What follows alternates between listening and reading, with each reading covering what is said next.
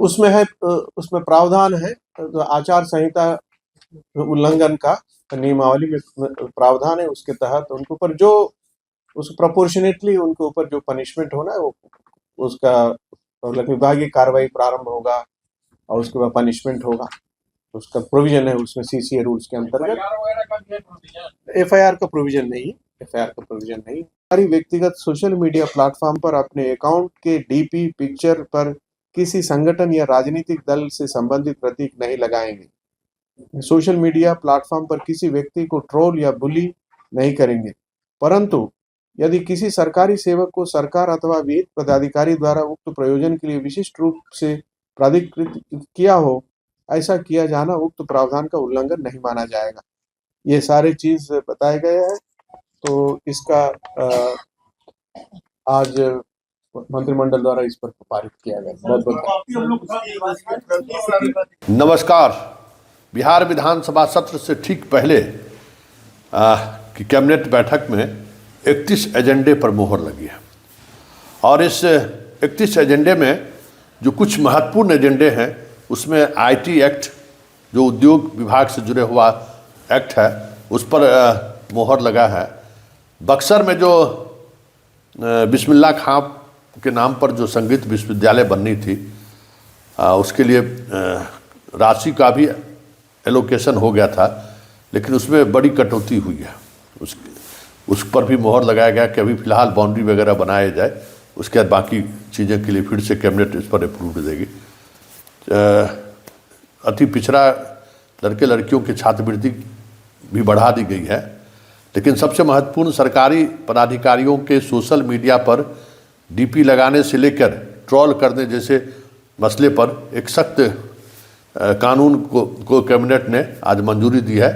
कि जो भी सोशल मीडिया पर सक्रिय हैं सरकारी कर्मी, वो अनसोशल काम अगर करते हुए पकड़े गए तो उन पर विभागीय कार्रवाई भी होगी, निलंबन की भी कार्रवाई होगी और एफआईआर भी होगा। सोशल मीडिया पर अब पॉलिटिकल इशूज पे जो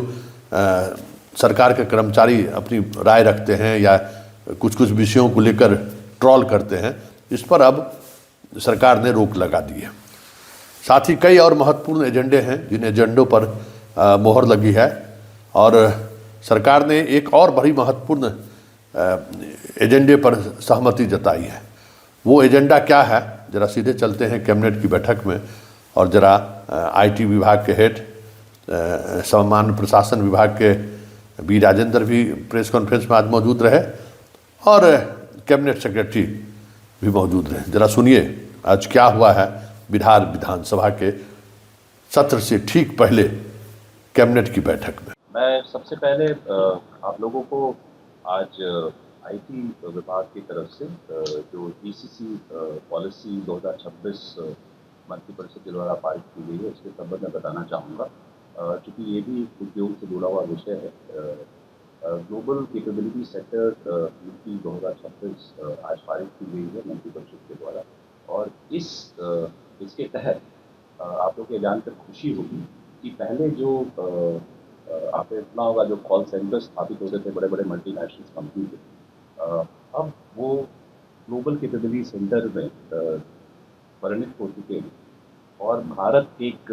बहुत ही अच्छा डेस्टिनेशन बन चुका है ग्लोबल कैपेबिलिटी सेंटर्स ऐसे मल्टीनेशनल कंपनीज के स्थापित करने के लिए। वैसे में बिहार में भी ऐसे ग्लोबल कैपेबिलिटी सेंटर्स की स्थापना की जा सके, इसके लिए ये नीति आई और इसमें जितने भी हमारे मल्टीनेशनल हैं या जितने भी हमारे खुद के इंडियन कंपनीज हैं जो ऐसी पात्रता रखते हैं, चाहे वो आईटी सेक्टर से संबंधित हो या फाइनेंस एंड अकाउंट से संबंधित हो या आरएनडी से संबंधित हो, वैसे कंपनीज जो हैं अपनी जब ग्लोबल कैपेबिलिटी सेंटर्स हमारे यहाँ स्थापित करेंगे तो उनको इस नीति के तहत केपेक्स दिया जाएगा, केपेक्स पे सब्सिडी दी जाएगी जिसकी अधिकतम सीमा 50 करोड़ की होगी और ऐसे 30% इसका केपेक्स जो अपना कैपिटल एक्सपेंडिचर जो रहता है केपेक्स जिसको बोलते हैं उसका 30% और उसके अधिकतम सीमा 50 करोड़ तक की होगी और उसके तहत इसमें एम्प्लॉयमेंट से, रोजगार से संबंधित ही सब्सिडी दी जाएगी। और आपको जानकर ये प्रसन्नता होगी कि इसमें बिहार के जो डोमिसाइल लोग हैं, अगर वो इस ग्लोबल कैपेबिलिटी सेंटर में काम करेंगे तो उनको कंपनी को बिहार के डोमिसाइल को एम्प्लॉय करने के लिए ज़्यादा सब्सिडी दी जाएगी। तो ये एक प्रयास है सरकार का जिसके तहत यहाँ पे रोजगार की अधिक से अधिक क्षमता जो है वो विकसित की जा सके और खास करके जो बिहार के डोमिसाइल है उनके लिए ये क्षमता विकसित की जा सके। और आपको ये जानकर और भी खुशी होगी कि इसमें सिर्फ केपेक्स के सब्सिडी और सिर्फ एम्प्लॉयमेंट सब्सिडी नहीं है बल्कि साथ साथ इसमें रेंटल की भी सब्सिडी है और इसमें R&D और पेटेंट से संबंधित विभिन्न प्रकार की बहुत आकर्षक सब्सिडीज जो है वो इस नीति के तहत दी जाएंगी और इस नीति से बिहार राज्य जो है वो मल्टीनेशनल कंपनीज के लिए और इंडियन कंपनीज जो अपनी ग्लोबल कैपेबिलिटी सेंटर्स स्थापित करना चाहते हैं बिहार उनके लिए एक आकर्षक इन्वेस्टमेंट डेस्टिनेशन शामिल है। सर इसमें नहीं है कि अगर आप आएंगे तो जो बच्चे हैं उनको दिया जाएगा अनुदान दिया जाएगा ज़्यादा, ये है। जैसा हमने बताया कि दो तरीके की सब्सिडी है। एम्प्लॉयमेंट सब्सिडी, अगर आप जितने भी रोजगार के अवसर प्रदान करेंगे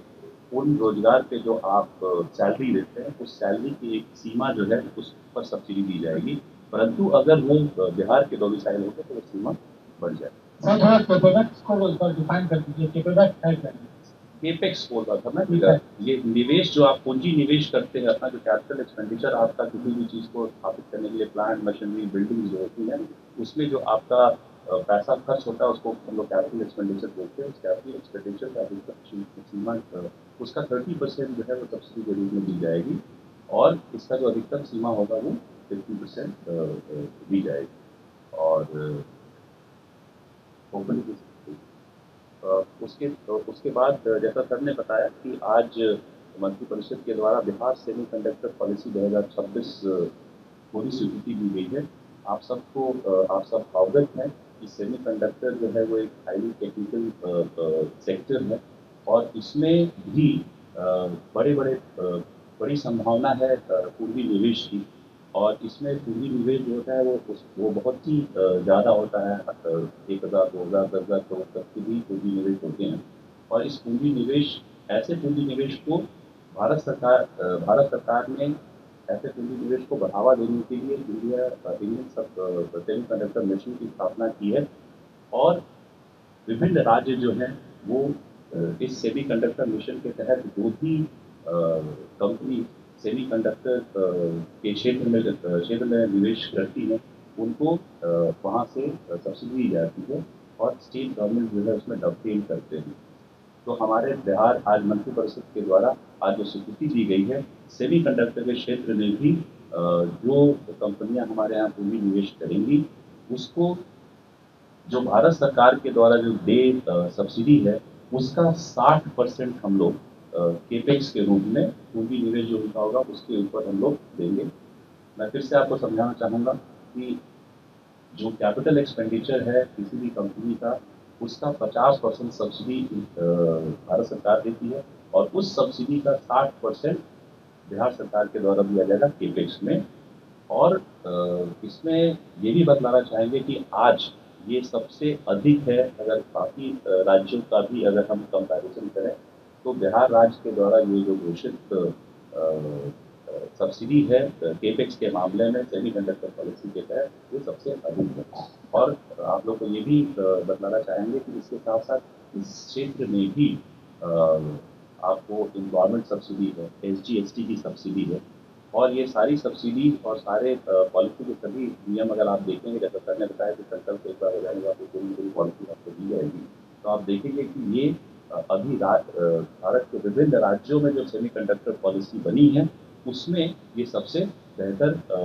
पॉलिसी होगी और मुझे विश्वास है कि इस पॉलिसी के आने से सेमीकंडक्टर के क्षेत्र में भी हम लोगों में हमारे यहाँ पूंजी निवेश होगा और बिहार मूल के जो हमारे हाई लेवल जो उच्च तकनीक वाले जो शिक्षित स्टूडेंट्स हैं व्यक्ति हैं उनको यहाँ पे रोजगार मिले और वहाँ की एम्प्लॉयमेंट सब्सिडी दी जा रही है। इसमें एक चीज़ और है, एक इलेक्ट्रॉनिक कंपोनेंट से रिलेटेड आप ये जो सेमीकंडक्टर है इसके बाद से इलेक्ट्रॉनिक कंपोनेंट भी बनाने वाली जो फैक्ट्रीज हैं उनमें भी वो भी जब अपने आप पूंजी निवेश करेंगी तो उनको भी कैपिटल सब्सिडी दी जाने का प्रावधान है। तो इस नीति के आने से मुझे विश्वास है कि हमारा पूंजी निवेश हो जाएगा। ये तीसरा विषय जो था वो सर ने बताया कि हमारे यहाँ जो एमएसएमई है, एमएसएमई और कृषि क्षेत्र में जितने भी उत्पाद बनाए जाते हैं कृषि क्षेत्र से संबंधित, एग्रीकल्चर से या फिर बागवानी से, हॉर्टिकल्चर से या फिर फिशरी प्रोडक्ट्स हैं, ये सारे प्रोडक्ट्स या हमारा जो हैंडीक्राफ्ट है, जो हमारे डिफरेंट आर्ट एंड क्राफ्ट हैं, इनका बाहर बहुत डिमांड है, बट उनको सही तरीके से हम लोग उनकी मार्केटिंग और उनका